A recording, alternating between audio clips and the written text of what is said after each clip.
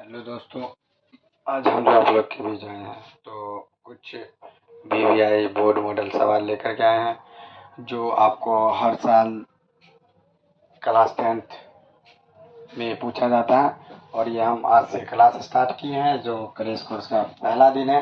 और आज से आप लोग जुड़ जाइए मेरे साथ, मेरे चैनल पे, यूट्यूब का चैनल है चमन क्लासेस, उस पर जुड़ जाइए। उसको ज़्यादा से ज़्यादा शेयर करिए, लाइक करिए और सब्सक्राइब करिए, ठीक है। और उससे जुड़े रहिए और नए नए सवाल हम आपको लाते रहेंगे, जिससे होगा कि आपका अंक अच्छा आएगा और बेहतर मार्क्स से आप आगे बढ़िएगा।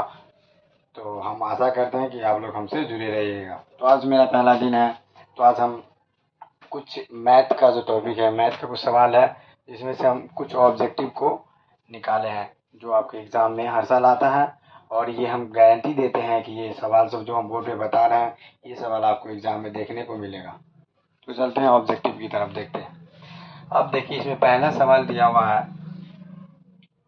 8 पे पावर 0 गुना 2 पे पावर 0, इसका मान क्या होगा। तो आपको एग्ज़ाम में वहाँ 4 ऑप्शन दिया हुआ रहेगा, एग्ज़ाम में 4 ऑप्शन दिया रहेगा, एक आंसर निकालना है।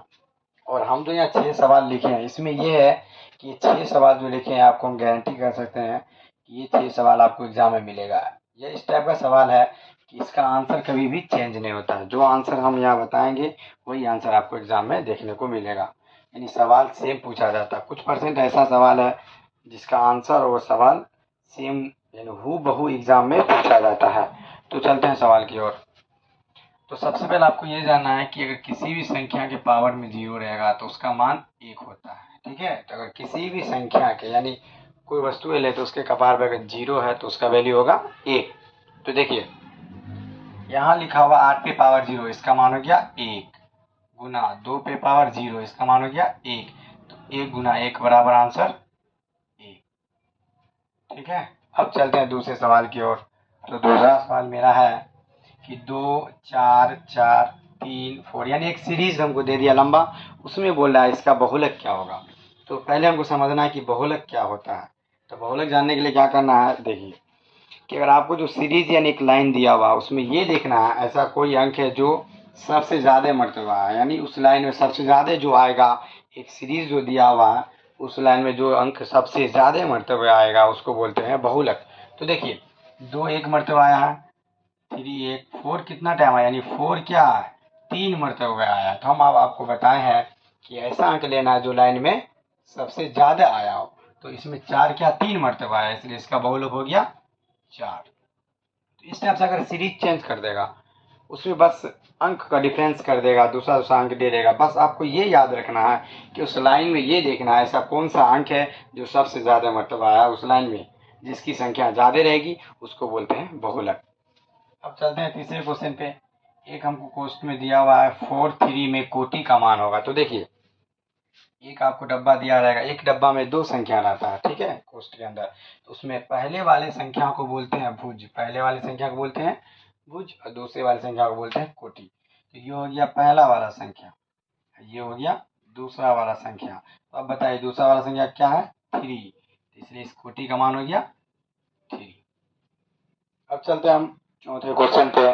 तो चौथा क्वेश्चन ये कह रहा है कि पाई क्या है। ये सवाल का हम गारंटी देते हैं कि हर साल आता है और इस साल भी आएगा। तो आप इसको दिमाग में सेट ही कर लीजिएगा कि पाई क्या है। तो पाई एक अपरिमेय संख्या, पाई क्या है, एक अपरिमेय संख्या है। अब देखिए पांचवा क्वेश्चन पे हम चलते हैं। 5 नंबर का और 6 नंबर का सवाल देखिए, एक तरह से सेम कहा जाएगा। सभी वर्ग होते हैं, सभी वर्ग होते हैं। तो सभी वर्ग समरूप होते हैं, सभी वर्ग समरूप होते हैं। ये जितना भी ऑब्जेक्टिव हम बता रहे हैं आपको, आज हम ऑनलाइन क्लास देना स्टार्ट किए हैं, मेरे साथ आप लोग जुड़े रहिए। आपको नए नए ऑब्जेक्टिव बताएंगे, नए नए सब्जेक्टिव बताएंगे जो आपको सीधा एग्जाम के अंदर नजर आएगा, ठीक है। उसको मेहनत से और ध्यान से घर पर देखना है और पढ़ाई पर ध्यान देना है, ठीक है। मेरे साथ जुड़े रहिए। तो सभी वर्ग होते हैं, क्या होते हैं, सभी वर्ग समरूप, आंसर होगा समरूप। देखिए समरूप, सम का मतलब क्या हुआ, एक जैसा, बराबर, सम का मतलब एक जैसा, बराबर, रूप का मतलब आकार, चित्र, फिगर। जैसे कोई लड़की है उसका एक रूप होता है, जो आप लोग को बहुत ज़्यादा याद होगा, तो उसी को बोलते हैं रूप। क्या बोलते हैं? रूप। यानी जिसका आकार क्या हो? समरूप हो। समरूप कहने का मतलब एक जैसा हो। तो ये कह रहा है सभी वर्ग क्या होते हैं? तो सभी वर्ग एक जैसे होते हैं, एक रूप के होते हैं, जिसको हम ऑब्जेक्टिव के आंसर के रूप में बोल देते हैं कि समरूप होते हैं। अब अगले क्वेश्चन पे चलते हैं। अगला क्वेश्चन दिया सभी समबाहु त्रिभुज होते हैं। तो सभी समबाहु त्रिभुज भी क्या होते हैं? समरूप होते हैं। सभी समबाहु त्रिभुज समरूप होते हैं। तो ये 6 ऑब्जेक्टिव आज हम आपको बताए हैं। आशा करते हैं कि आप लोग इस चीज़ को पढ़ेंगे, घर पे याद रखेंगे ध्यान से, और किसी को भी कोई डाउट हो तो कमेंट बॉक्स में आप बोल सकते हैं, यहाँ दिक्कत है, समझ में नहीं आ रहा है या कोई डाउट है, तो हम उसको हल करेंगे, ठीक है। और आप लोग मेरे साथ जुड़े रहिए, तो आप लोग तैयारी करते रहिए। फिर कल हम नेक्स्ट वीडियो में मिलते हैं आप लोग से।